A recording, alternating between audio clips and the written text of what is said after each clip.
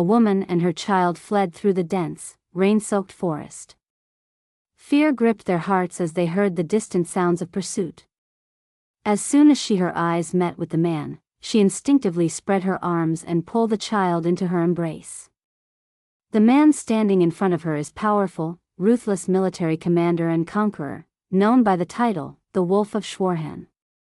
He is the one who leads the army that invades and destroys the kingdom of Nushwine, toppling a 500-year-old royal lineage in a single day. As he drew near, his voice broke the tension. "So, this child is yours." Alicia's heart skipped a beat. The question sent a chill down her spine.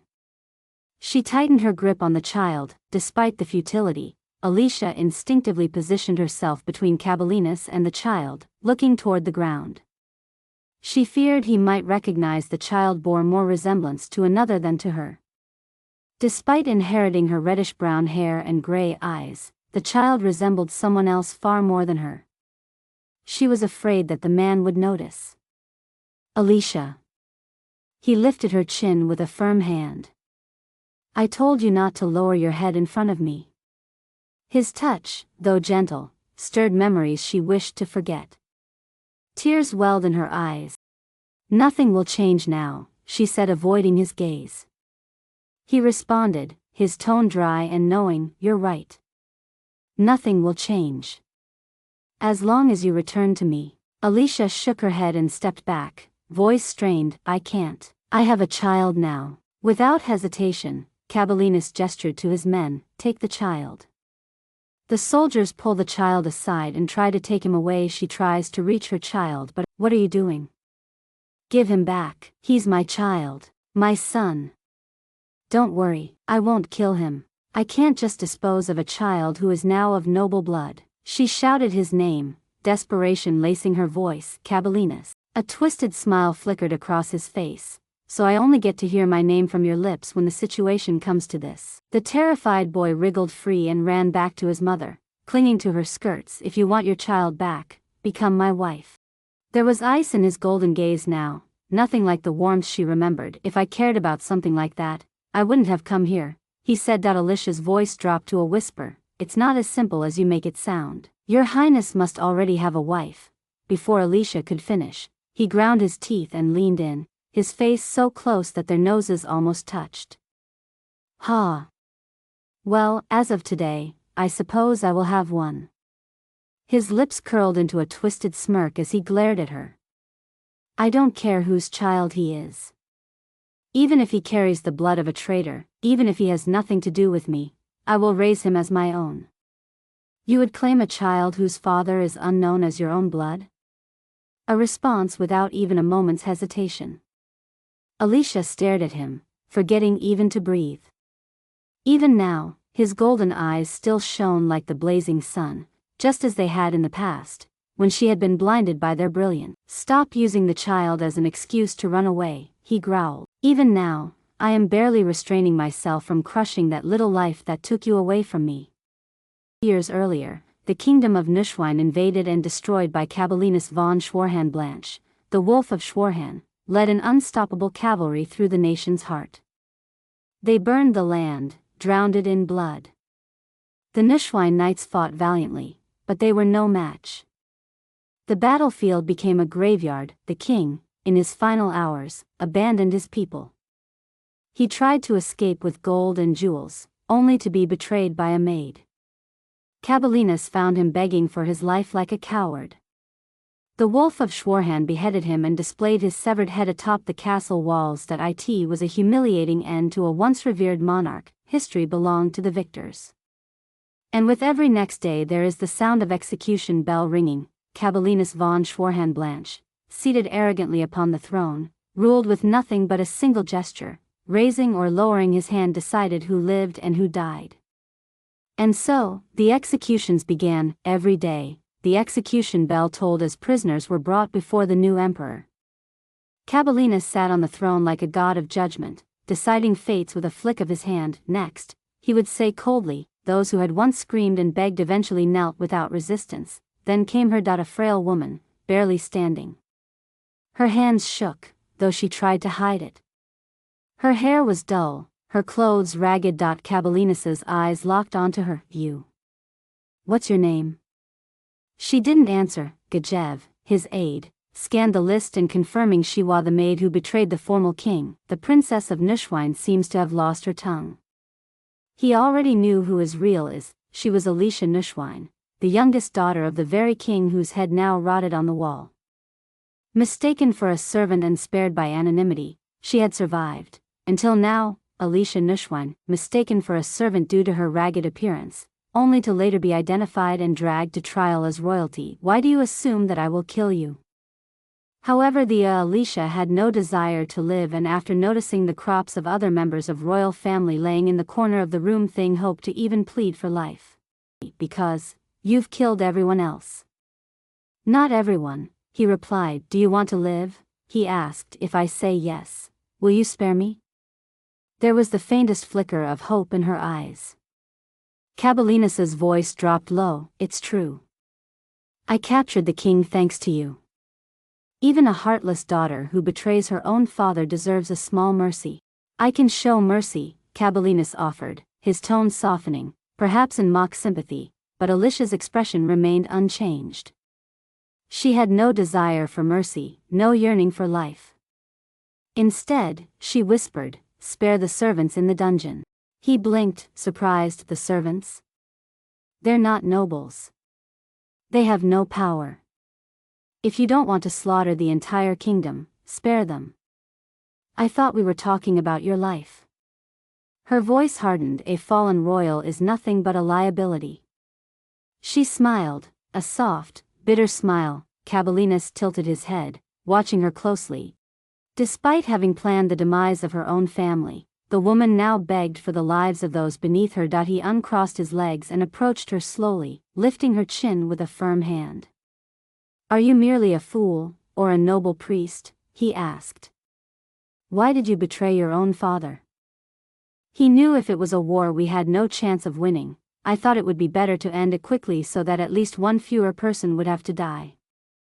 Alicia's expression twisted, just for a moment. Because I wanted him dead. Kabelinas repeated her words, waiting for her to elaborate, but she said nothing. Lowering her head, she fell into silence. His gaze did not waver. Her disheveled hair, her simple, ragged clothes, the worn calluses on her hands that spoke of hardship. She was nothing compared to the women of his empire, yet Kabelinas found himself studying her longer than he had anyone else. Slowly, he raised his hand, a silent gesture that would determine her fate. Alicia, the first survivor of Nushwine's fall. In the next scene, we see Alicia staring at her reflection in the mirror with lifeless eyes. The large pearls of her earrings swayed gently as she moved. A delicate necklace emphasized the slenderness of her neck, and her clothes, soft as silk, clung to her figure in a way that was meant to be alluring.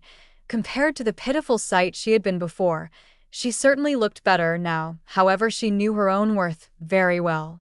No matter how much she was dressed up, she couldn't erase the traces of hardship from her body.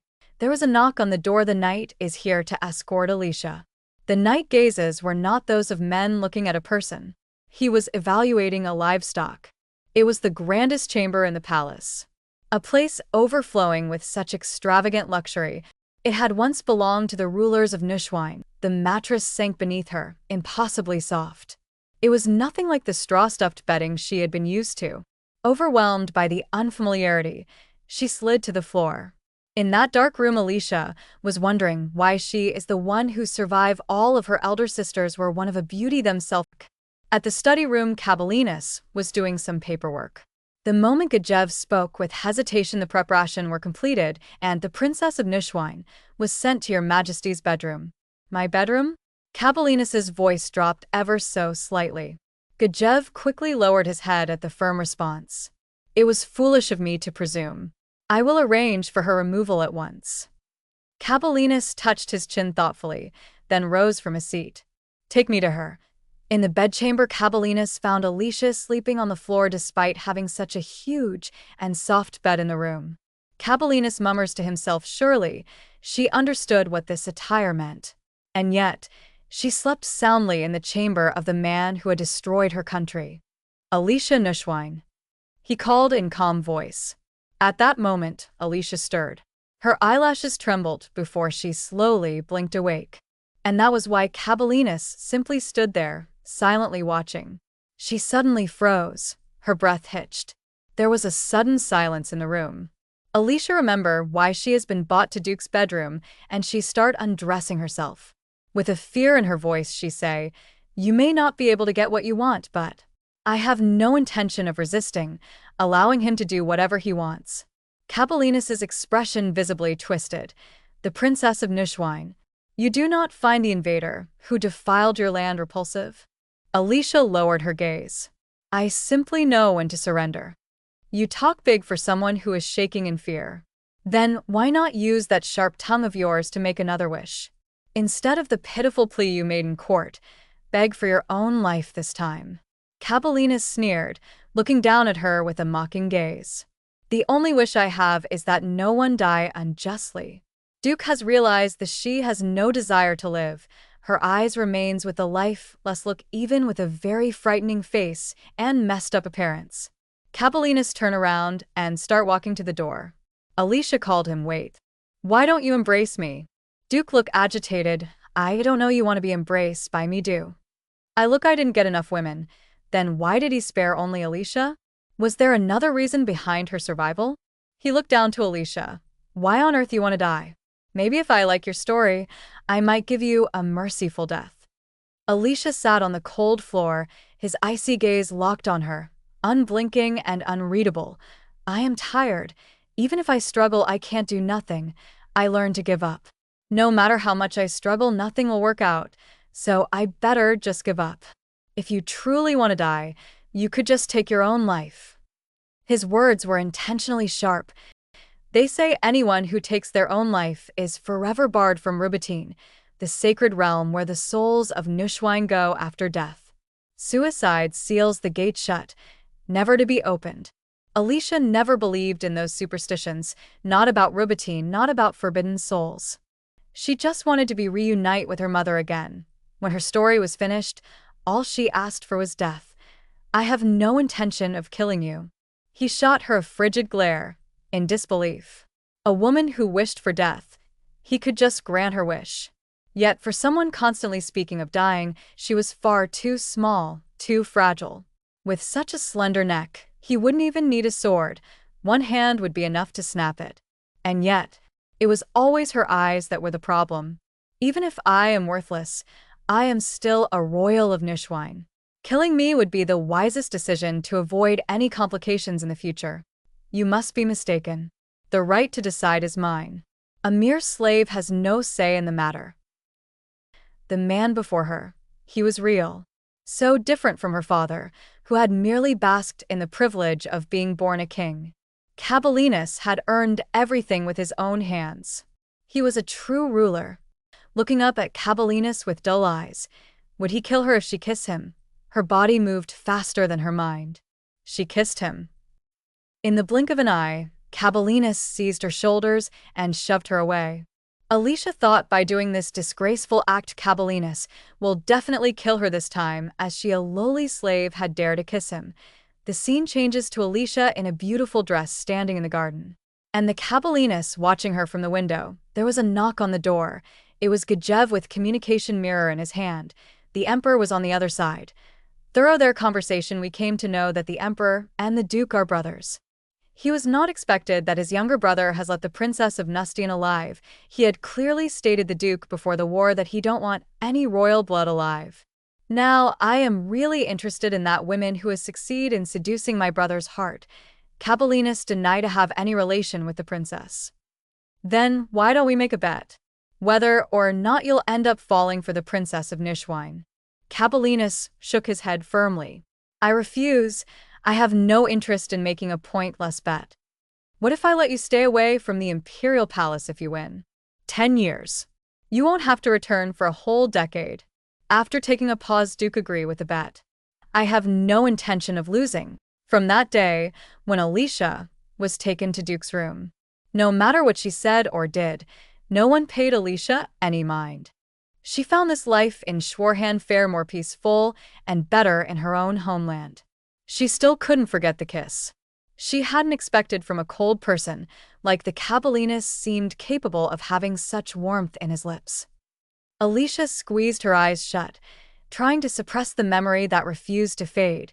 She sees someone coming towards her. She was Velida, a former knight who had once served the Queen of Neuschwanstein. So, you managed to survive. What do you want? I've come because I need your help, princess. It's the first time I've heard you call me that. Alicia's lips twisted bitterly. The scars on her thigh, the ones from when the queen had poured scalding tea on her, were still there. And Velida had been one of the people who laughed when Alicia was left writhing in pain.